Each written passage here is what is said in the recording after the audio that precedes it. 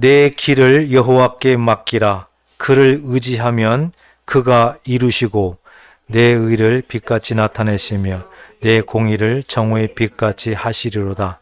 여호와 앞에 잠잠하고 참고 기다리라.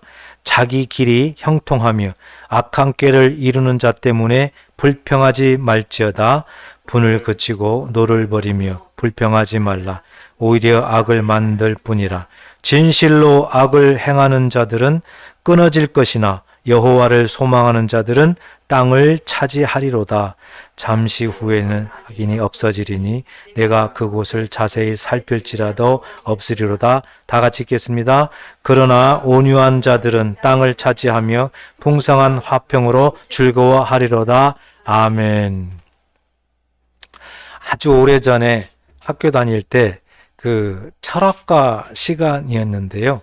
그때 그 주제를 하나 이렇게 던져서 서로 토론한 적이 있습니다. 그 주제는 인생이란 무엇인가 라는 그런 주제였습니다.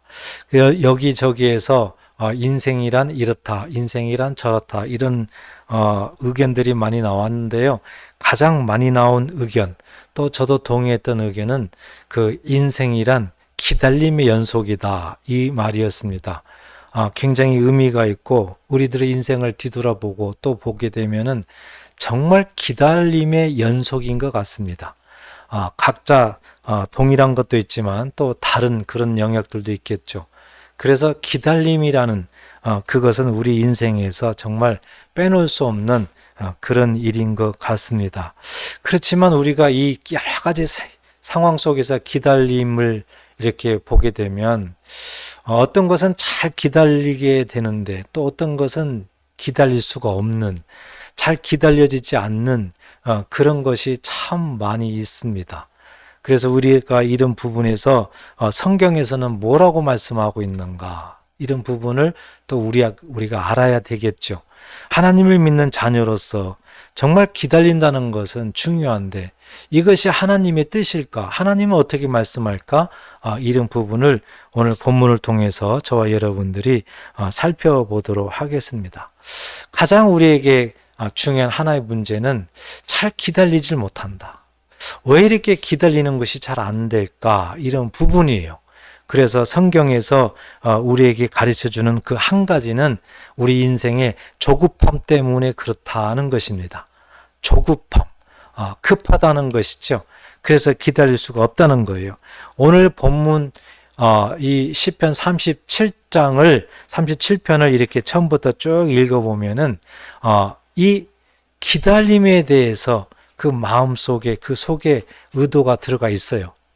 기다리지 못하는 거에 대해서 하나님이 말씀하는 그런 영역들이 담겨져 있습니다. 더 앞으로 거슬러 올라가면은 하나님께서 이 모세 때에도 그 모습을 우리들에게 보여주셨습니다. 하나님의 은혜로 애굽에서 종노릇하는 400년 이상 종노릇하는 이스라엘 백성들을 하나님은 아브라함 때 이제 이 내 백성들을 가나안 땅으로 보내겠다는 그 약속에 의해 가지고 모세를 통해서 출애굽을 시키게 됩니다. 그래서 이스라엘 백성들이 애굽에서 이제 출애굽을 했어요. 나온 지 며칠 되지도 않은 그런 상황이에요. 이제 광야길을 걸으면서 홍해를 건너가야 됩니다. 그런데 이때에 이제 애굽 왕 바로가 후회를 하게 되고 다시 이스라엘 백성들을 잡아오라 명령을 하게 됩니다. 그래서 애굽의 모든 군대가 총동원해 가지고 이스라엘 백성들을 추격을 하게 됩니다. 그래서 이스라엘 백성들이 어디 있는가를 발견하게 되고 이제 추격해 와가지고 곧 따라잡을 그 직전이 되겠죠. 그러니까 굉장히 이스라엘 백성들에게는 두렵고 붙잡히면은 다시 애굽으로 이제 잡혀가야 되고 아니면은 죽어야 되고 이런 상황에 놓여 있는 것입니다. 그럴 때 이스라엘 백성들이 과연 어떻게 했을까? 이 부분이거든요. 출애굽기 14장 10절 11절에 보면 바로가 가까이 올 때 이스라엘 자손이 눈을 들어 본즉 애굽 사람들이 자기들 뒤에 이른지라 이스라엘 자손이 심히 두려워하여 여호와께 부르짖고 그들이 또 모세에게 이르되 애굽에 매장지가 없어서 당신이 우리를 이끌어내어 이 땅에서 죽게 하느냐? 어찌하여 당신이 우리를 애굽에서 이끌어내어 우리에게 이같이 하느냐? 이렇게 말했습니다. 이 의미 속에는 뭡니까? 이스라엘 백성들의 마음 속에는 뭡니까? 이제 조금 있으면 우리가 잡혀 죽든지 다시 애굽으로 이제 잡혀가든지 이렇게 된다는 거죠. 그들의 마음 속에 이 조급함, 이 급함이 온통 사로잡혀 있는 겁니다. 잡히면 죽는다. 이렇게 위경에 처해 있을 때 사람들은 조급하다는 거죠. 급하다는 겁니다. 자, 이런 모습이 이제 성경에서도 우리가 이게 찾아볼 수가 있습니다. 또 나중에 보면은 이 사울왕 때도 보면은 이런 현상이 나와요. 하나님께서 사울왕을 왕으로 세우셨어요. 하나님의 은혜 가운데. 그리고 이제 사무엘 선지자를 이제 사울에게 보내서 하나님의 사명을 이제 부여하게 됩니다. 그리고 사무엘은 또 떠나게 되고 사무엘이 올 때까지 기다려라 이런 말을 남기고 떠나게 됩니다. 그런데 사울이 이제 왕이 되고 그 주변에 블레셋이라는 나라가 이제 이스라엘을 침략을 하게 됩니다. 굉장히 또 위기일발이에요. 블레셋이 침략해 오면은 이스라엘 백성들은 두려움에 떨게 되고 또 나라를 뺏기면 어떡할까? 뭐 또 이런 굉장히 조급함이 있어요. 사울왕도 마찬가지입니다. 그래서 사울왕이 너무 조급한 나머지 기다리지 못하고 사무엘이 기다리지 못하고 자기가 하나님 앞에 제사 번제를 드리게 됩니다. 이 번제는 왕도 절대 드리면 안 되는 거예요. 이 번제는 제사장이 드려야 되는 겁니다. 그런데 그 마음에 조급하니까 사울왕이 그냥 하나님 앞에 제사 번제를 드려요. 그 결과 어떻게 됐습니까? 하나님 앞에 사울왕은 버림받았어요. 버림받았어요. 이렇게 조급하게 되면은 어떤 의도를 그르칠 수가 있고 또 하나님의 뜻을 알지 못하고 오히려 하나님 앞에 버림받을 수가 있다는 것을 우리에게 보여주고 있습니다. 우리가 살면서도 많이 느껴요. 이 조급하면은 많은 일을 그르친다는 것을 우리는 많이 경험을 하게 됩니다. 실질적으로 조급하면은 굉장히 손해를 많이 보게 돼요. 조급한 성격을 가진 사람들 특히 굉장히 알고 보면은 손해를 많이 입습니다. 그리고 조급하면은 굉장히 일거리가 많아지게 되는 거예요. 예, 급한 사람이 우물을 판다고 그러잖아요. 그러니까 굉장히 마음이 성격이 이렇게 급하게 되면 실질적으로 우리들의 삶에도 굉장히 손해를 많이 보게 되는 그런 상황이 오게 됩니다. 이렇게 조급하게 되면은 기다릴 수가 없다. 이 부분을 우리에게 말씀을 하고 있어요.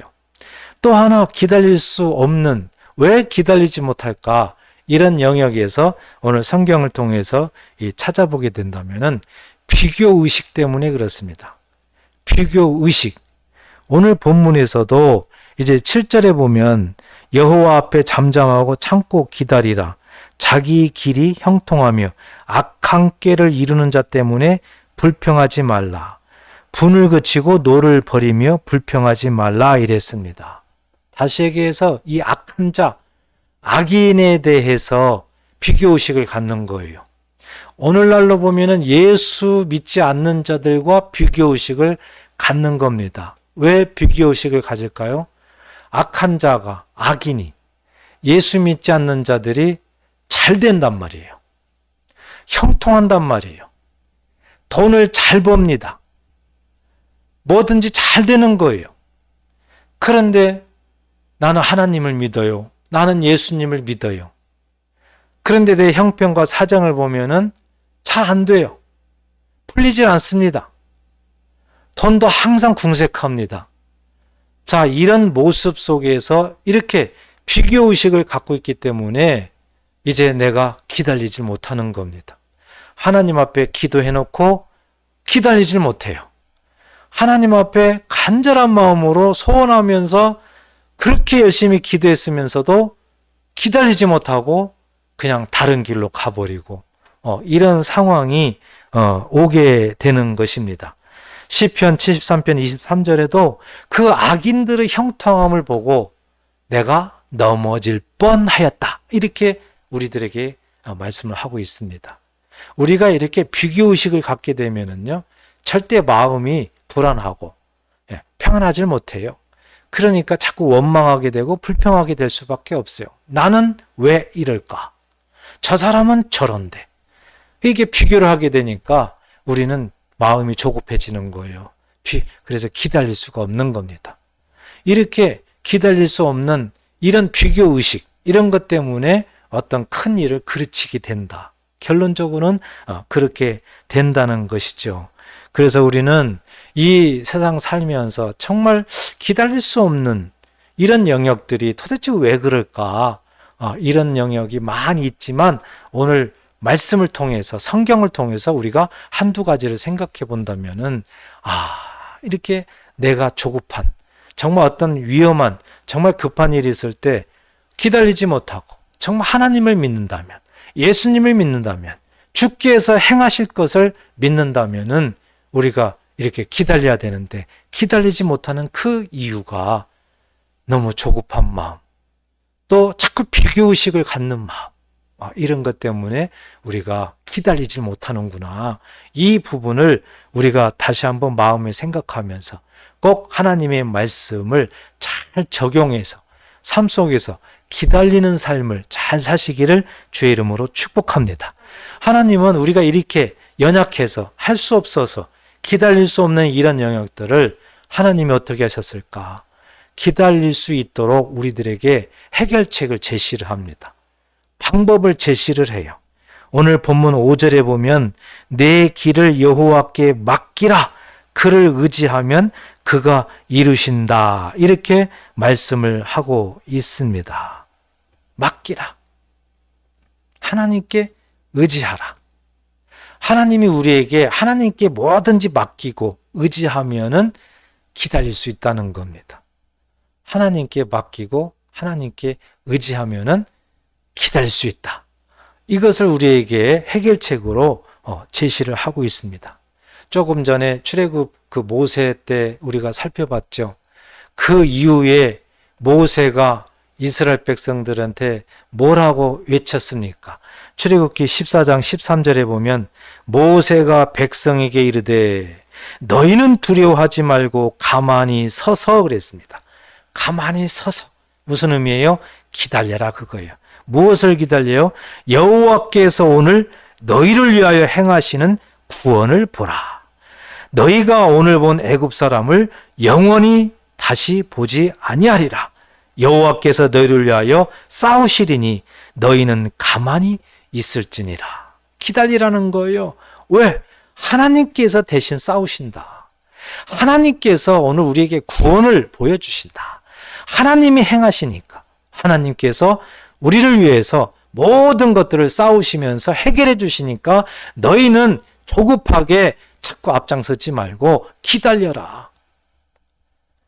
하나님께서 모세를 통해서 이렇게 말씀을 하는 거예요.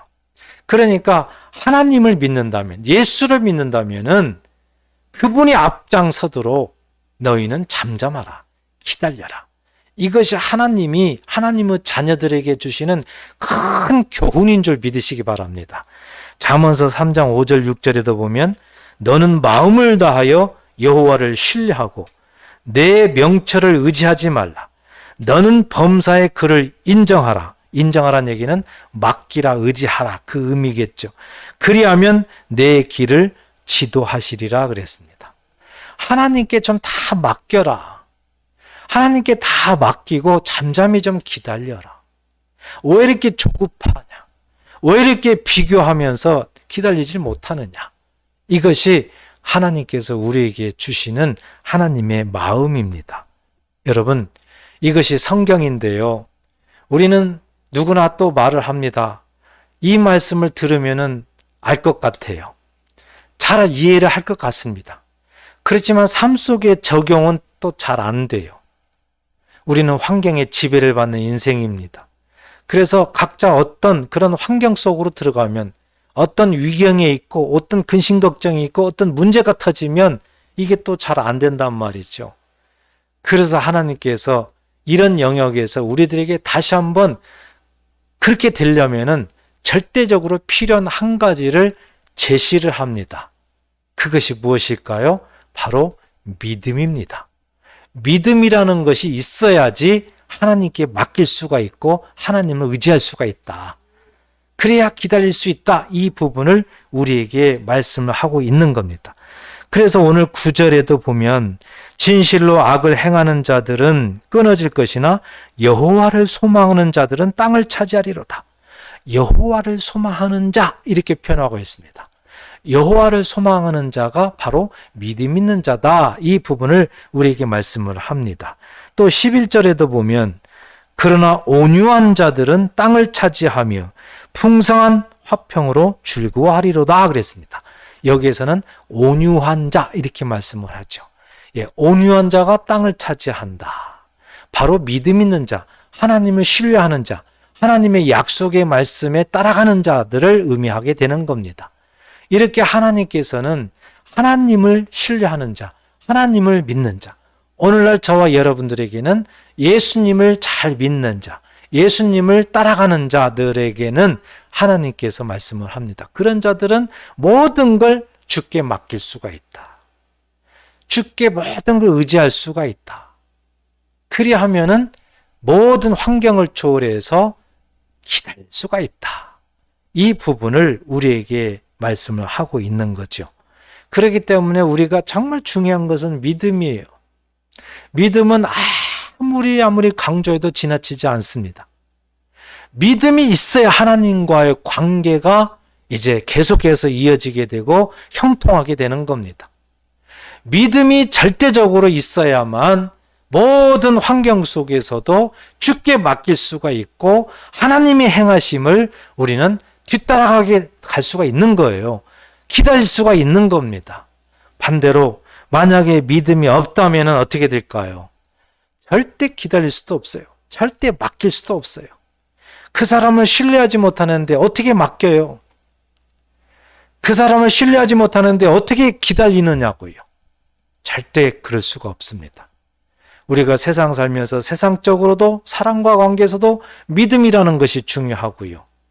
하나님과 관계에서도 믿음이라는 것이 절대적입니다. 이 믿음이 중심이에요. 이 믿음이 기둥입니다. 믿음이 있을 때에 하나님과 관계 뭐든지 다 가능하다. 이 부분을 오늘 말씀을 통해서 우리에게 보여주고 있는 겁니다. 그래서 하나님은 이스라엘 백성들을 구약 성경에 그렇게도 비춰주는 거예요. 하나님은 모세를 통해서 메시아를 보내겠다는 그 약속을 하셨습니다. 그래서 이스라엘 백성들은 메시아 사상을 잘 알고 있어요. 문제는 알고 있는 거지 믿지를 못합니다. 순간순간 하나님께서 계속 말씀을 통해서 내 백성들을 이끌어갑니다. 메시아에 대해서 계속 말씀을 합니다. 그런데도 이 백성들은 알고만 있지 믿질 못하기 때문에 정말 메시아가 이 땅에 오셨을 때 그들은 믿질 않았어요. 예수님이 그 메시아 하나님의 약속대로 이 땅에 오셨습니다. 그런데 이스라엘 백성들은 믿질 않았어요. 오히려 예수님을 부인하고 죽이려고 했습니다. 이렇게 이스라엘 백성들이 정말 믿음이 없다는 것에 가장 하나님이 보여주고자 하는 사람들입니다. 왜 이렇게 보여줄까요? 하나님이 이스라엘 백성들을 가장 먼저 택했기 때문에 그래요. 그들에게 사랑을 베풀어 주셨어요. 그들을 먼저 구원하시기 위해서 가장 적은 약한 이 민족을 하나님이 택하셔서 하나님과 동행하며 하나님이 살아 역사심을 보여주며 약속하며 이제 이 세상을 구원하려고 하셨는데 이스라엘 백성들이 알고만 있지 그들의 믿음 가운데는 없었어요. 믿음이 없었어요. 그래서 우리도 이런 모습을 보면서 예수님이 이 땅에 오심, 예수님이 왜 이 땅에 오셨는가 우리는 알고 있습니다. 하나님께서 이 땅을 구원하시기 위해서 독생자 예수님을 이 땅에 보내신다. 우리는 다 알고 있습니다. 그렇지만 정말 믿음이 있느냐? 만약에 믿음이 있다면은 이 모든 것들을 주께 맡기고 의지하고 기다림이에요. 정말 하나님의 역사하심을, 소망을 가지고 우리는 기다리면서 예수님을 맞이해야 되는 것이 정확한 거죠. 그런데 정말 그런 모습으로 예수님이 이 땅에 오심, 정말 해년 매년마다 성탄절을 우리가 맞이하게 되는데 어떻게 맞이하는가? 그냥 해마다 이런 날이 온다, 형식적이냐? 아니면 실질적으로 정말 나를 구원하신 그 예수님 소망을 가지고 기다리느냐? 이것이 우리에게는 문제로다. 항상 우리는 이런 속에서 믿음을 다시 한번 회복해야 될 줄 믿습니다. 하나님께서 이제 우리의 신앙생활을 정말 믿음으로 이끌어 가시기 위해서 이렇게 구약 성경을 통해서 이미 말씀을 하고 있는 것입니다. 사랑하는 성도 여러분, 이제 성탄절을 맞이하면서 정말 우리의 믿음을 점검하면 좋겠습니다.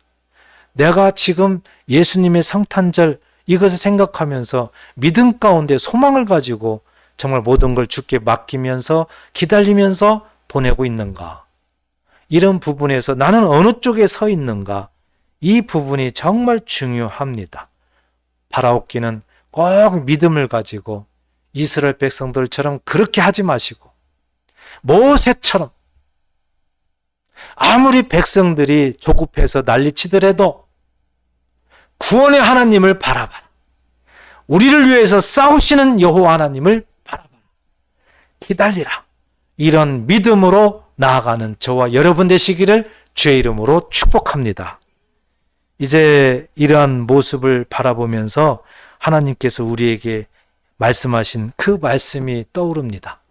야고보서 1장 2절부터 4절 보면 내 형제들아 너희가 여러 가지 시험을 당하거든 온전히 기쁘게 여기라. 이는 믿음의 시련이 인내를 만들어내는 줄 너희가 알미라. 인내를 온전히 이루라. 이는 너희로 온전하고 구비하여 조금도 부족함이 없게 하려 함이라. 여기에서 하나님이 우리에게 정말 마음에 심어주는 그 한 단어는 믿음의 시련입니다. 믿음의 시련. 지금까지 제가 계속 오늘 본문을 통해서도 또 구약 성경을 통해서도 말씀한 그 내용 중에 가장 이제 중요한 하나는 믿음의 시련이라는 거죠. 정말 믿음이 있는 것이 중요하다고 말씀을 했는데 이렇게 믿음이라는 것이 있으면서도 우리의 모든 삶을 보면은 여러 가지 어려움이 많아요. 역경이 많아요. 그런데 이 믿음의 시련이라는 것은 뭐냐면은 그런 상황 속에서도 인내하는 거예요. 믿음으로 인내하는 거예요.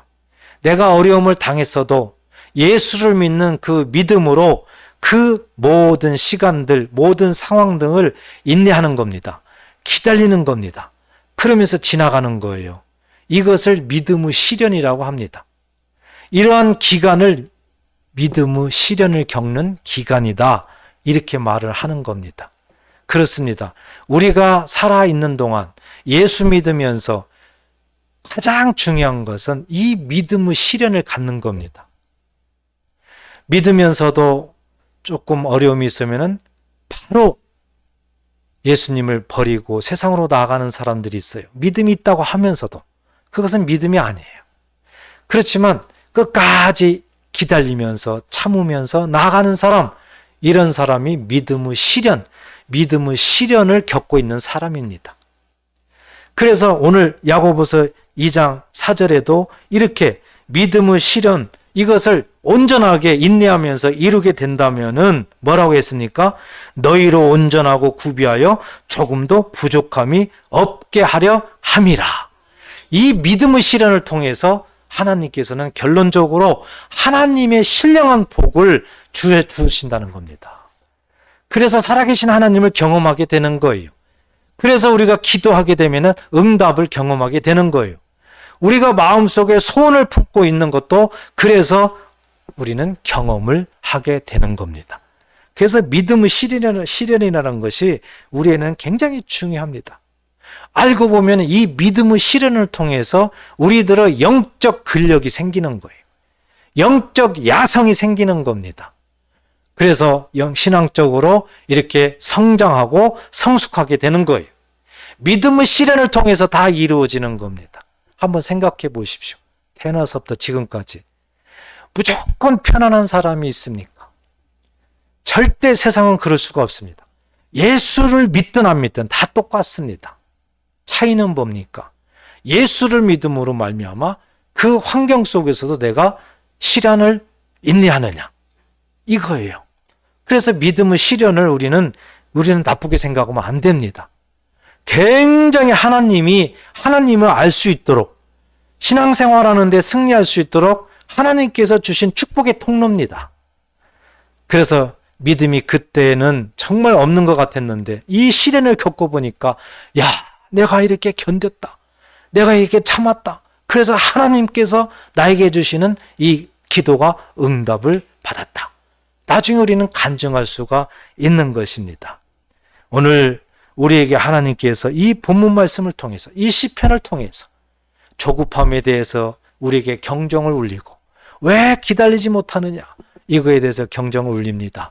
왜 악한 자, 예수 믿는 자들이 잘 된다고 해서 왜 기다리지 못하고 오히려 불평하고 원망하느냐. 하나님을 믿으니 하나님이 대신 전쟁을 해주신다는 건데 왜 너희들은 조급하고 기다리지 못하느냐. 이 부분을 우리에게 메시지로 남겨주시는 것입니다. 이제 우리는 이런 말씀을 통해서 더 나아가서 중요한 한 가지는 바로 예수님의 재림을, 믿음의 시련을 통해서 우리는 하나님께 기다리는 그 모습을 보여야 됩니다.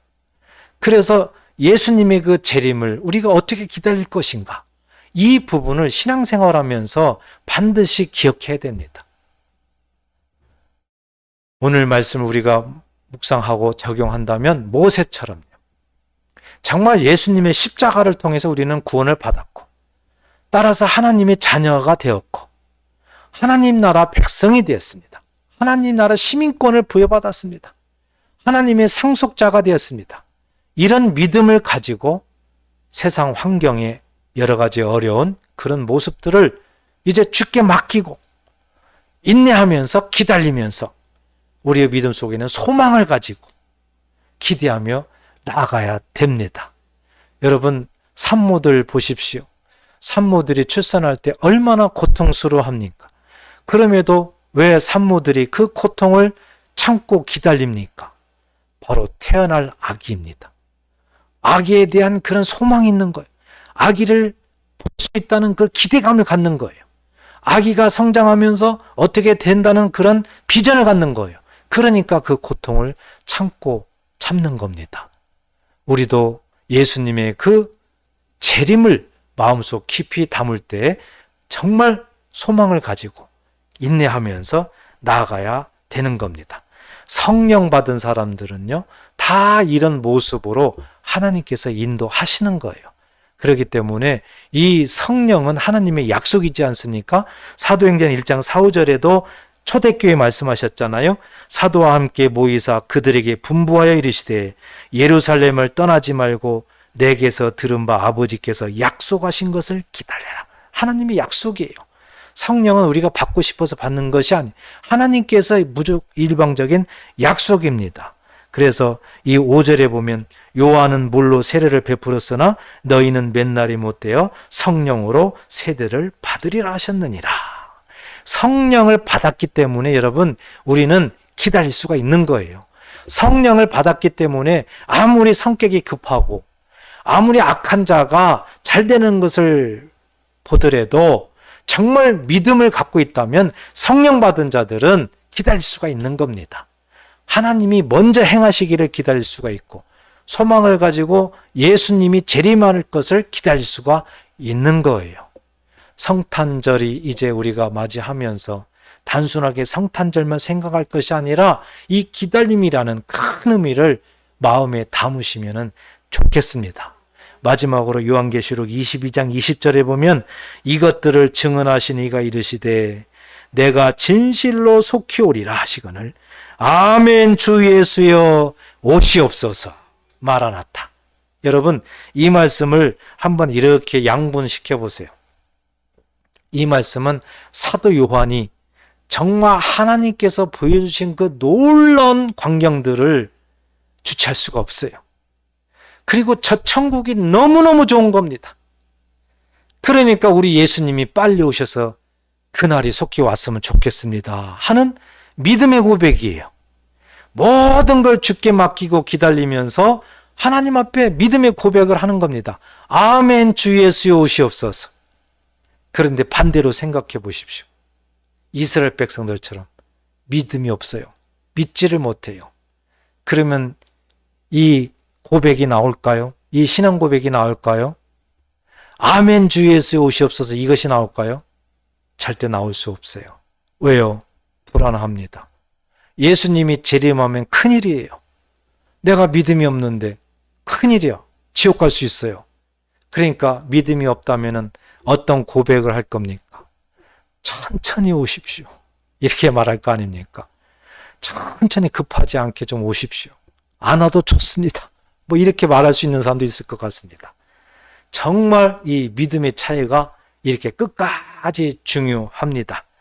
이제 대망절을 이제 마무리하면서 예수님께서 이 땅에 오시는 그런 성탄절을 기념하면서 더 나아가서 우리는 기다림이라는 이 말을 마음에 깊이 새기면서 예수님의 재림을 기억하시고 날마다 주께 모든 것을 맡기고 환경을 초월해서 기다리면서 소망하면서 인내하면서 한 걸음 한 걸음 오늘도 세상으로 나아가 승리하는 저와 여러분 되시기를 주의 이름으로 축복합니다.